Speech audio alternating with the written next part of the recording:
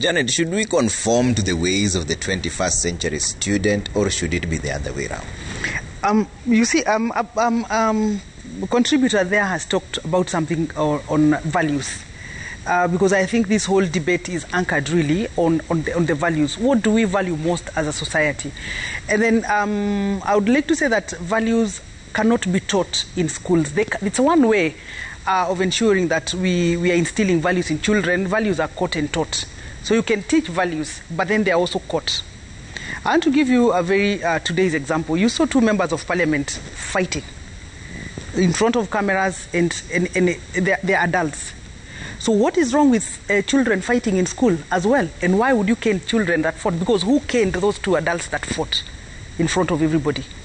So if we think it's okay for adults to go on that way, why do we think it's wrong for the children? So I think it's about the what we portray, you know, as a society, or what do children learn from us as adults that has really even contributed a lot. We've glorified, you know, some things. You know, we've seen leaders, you know, being violent is sort of the in thing. You look like you're really tough. So why wouldn't children behave that way? So I think there's some level of responsibility on adults that has really inspired children. If you have a following of about 1 million on Facebook, and you're this ruffian that speaks the way you want, you don't think that you can filter your speech, you don't subscribe to any sort form of discipline, and then children log in, they admire you, they think you're really tough, why wouldn't those children then behave like you when they go anywhere, in school, in church, and even at home? Yeah. So I think there's this level, I mean, there's this responsibility that we are running away from, and is what is coming to haunt us as adults. And then also there's this huge responsibility as society that we are putting on teachers. And as Honorable Ouko here has said, yeah, the responsibility of teachers is not envisioned in the Act really as that one of modifying the behavior of children, especially through caning, because something will happen to them. They will be disciplined by the Teacher Service Commission, and I am sure there is no teacher that wants to follow that route.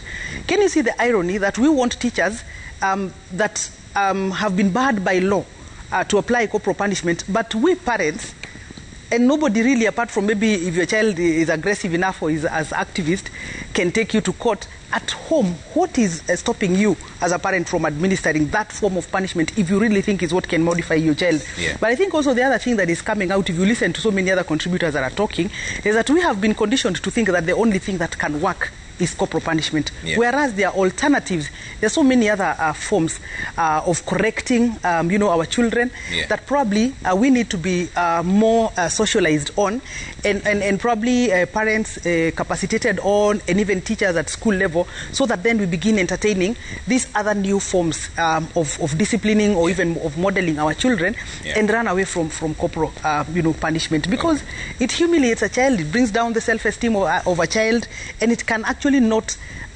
remedy in the long term, because it corrects instantly, yeah, that particular you know, misdemeanor that the child has done, and it doesn't address, you know, the past, yeah, or even the conceptual, why did the child do that which they did. So, and that is the premise upon which, yeah, corporal punishment is not considered as effective. But how come it worked for us?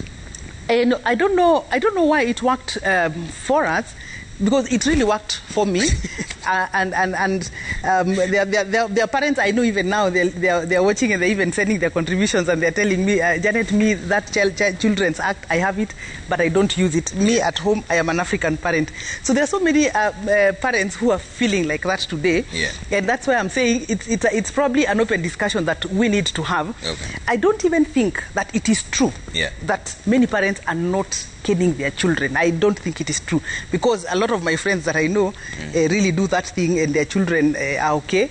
And there is that sort of thing that you hear, my mother, you know, there is that we used to say, if my mother hears this. Yeah. I don't know today how many children can say, if my mother gets to know that I am doing this. You know, sort of parents just, they will negotiate. Relaxed, and we are so much negotiating with our children. Yeah.